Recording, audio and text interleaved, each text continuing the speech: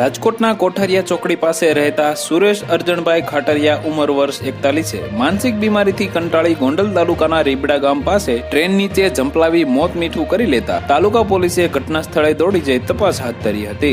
ઘટનાની જાણ ગોંડલ તાલુકા પાસે હેડ કોન્સ્ટેબલ જીતુભાઈ વાળા રમેશભાઈ વાગડિયાને થતા દોડી ગયા હતા। ત્યાં યુવાનનું બાઇક પડ્યું હતું અને તેને ડેકી ખોલતા તેમાં કંકોત્રી મળી હતી। તેના આધારે યુવાનના પરિવારજનોનો ગણતરીની કલાકમાં જ સંપર્ક થયો હતો।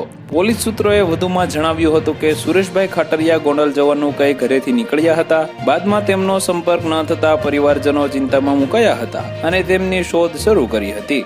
દરમિયાન પોલીસનો સામેથી ફોન આવતા જાણ થતા પરિવારજનો શોકમગ્ન બન્યા હતા। યુવાન માનસિક બીમારીથી પીડાતા હોવાનું પોલીસની પ્રાથમિક તપાસમાં બહાર આવ્યું હતું।